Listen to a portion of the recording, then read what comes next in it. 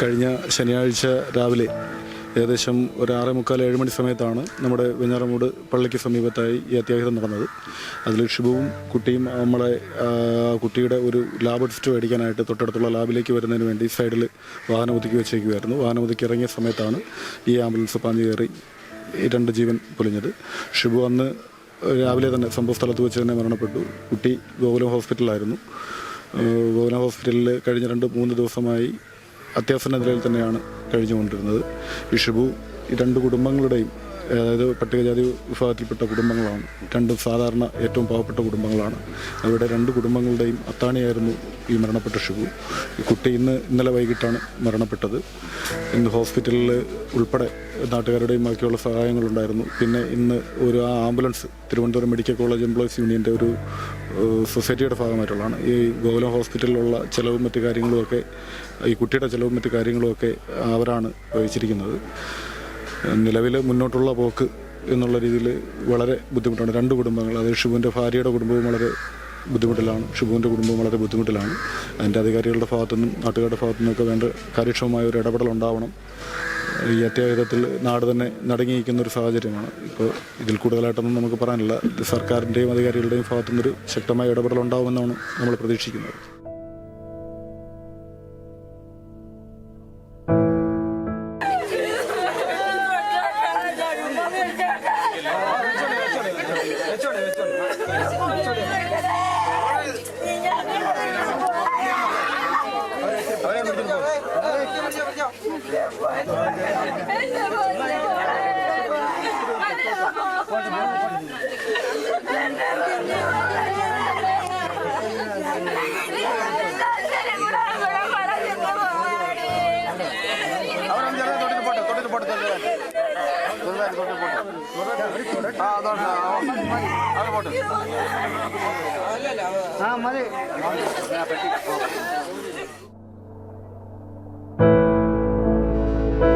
തിരുവനന്തപുരത്ത് നിന്നും രോഗിയുമായി കട്ടപ്പനയ്ക്ക് പോയി മടങ്ങി വരികയായിരുന്ന ആംബുലൻസാണ് അപകടത്തിൽപ്പെട്ടത്.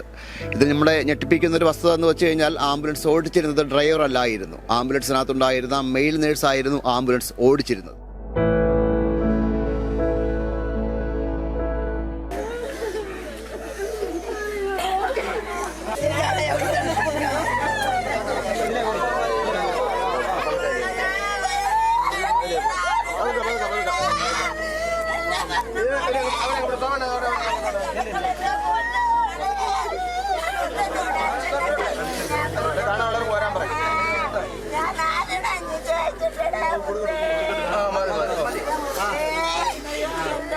നമ്മുടെ മുൻ വാർഡ് മെമ്പറായ അദ്ദേഹം പറഞ്ഞതിൻ്റെ അതേ വാക്കുകൾ തന്നെയാണ് ഞങ്ങൾക്കും പറയാനുള്ളത്. കാരണം ഞാൻ ഈ ഷിബുവിൻ്റെ വൈഫിൻ്റെ ഒരു റിലേറ്റീവ്സാണ്.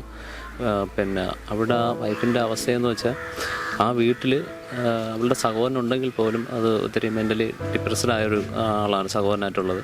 ആ അമ്മയാണ് കഷ്ടപ്പെട്ട് ഇവരെ വളർത്തി ഇത്രയും വലുതാക്കി ഷിബുവിന് കെട്ടിച്ചു കൊടുക്കുകയും ഈ ഷിബു വന്നതിന് ശേഷമാണ് ഈ രണ്ട് കുടുംബങ്ങൾക്കും ഒരു നല്ല ഒരു ഗതി വന്നത്. അവരുടെ ഏക ഒരു ആശ്രയമായിരുന്നു പിന്നെ ഈ പെൺകുട്ടിയുടെ സഹോദരനായ കുട്ടി എവിടെയെങ്കിലും ഒരു സ്ഥലത്ത് യാത്ര ചെയ്യാൻ തന്നെ അമ്മയുടെ സഹായം വേണ്ടി വരും. അപ്പം ഷിബു വന്നതിന് ശേഷം മാത്രമാണ് ആ കുടുംബത്തിന് അതിൻ്റേതായ ഒരു മാറ്റം ഉണ്ടായി അവർ ജീവിക്കാൻ തുടങ്ങിയത്.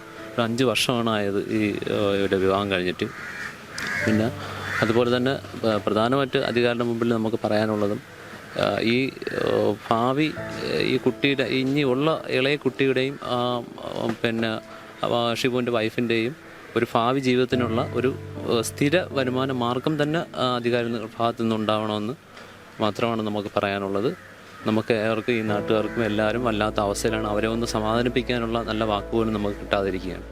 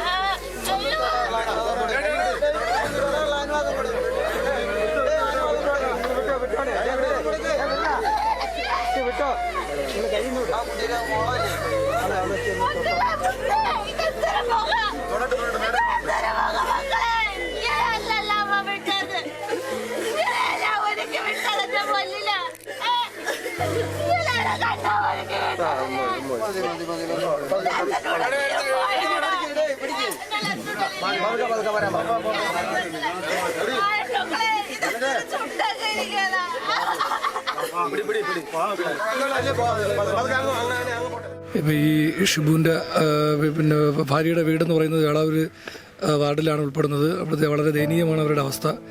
കാരണം ഈ ഷിബുവിൻ്റെ ഒരു വരുമാനം കൊണ്ട് മാത്രമാണ് ആ കുടുംബം മുന്നോട്ട് പോയിക്കൊണ്ടിരുന്നത്. അപ്പോൾ പെൺകുട്ടി 2 ദിവസം 3 ദിവസമായി ഇവിടെ ഗോകുലം മെഡിക്കൽ കോളേജ് ട്രീറ്റ്മെൻറ്റിലായിരുന്നു. വളരെ വലിയ സമ്മർദ്ദമൊക്കെ അതിനകത്ത് ഉണ്ടായിട്ടുണ്ട്.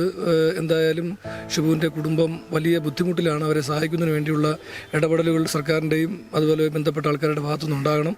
ബാക്കിയുള്ള കാര്യങ്ങളൊക്കെ എല്ലാവരുടെയും നാട്ടുകാരുടെയൊക്കെ ജനപ്രതിനിധികളുടെയൊക്കെ ഭാഗത്തു നിന്ന് കുടുംബത്തെ സഹായിക്കുന്നതിന് വേണ്ടിയിട്ടുള്ള എല്ലാ സഹായവും നമ്മുടെയൊക്കെ ഭാഗത്തുനിന്നുണ്ടാവും.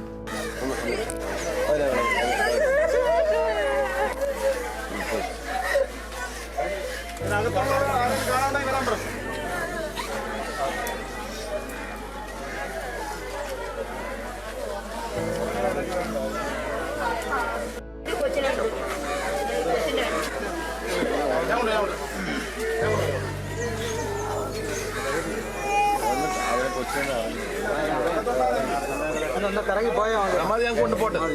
ഞാൻ കൊച്ചിന്റെ മനസ്സിലെപ്പോഴും കൊണ്ടുപോട്ടെ.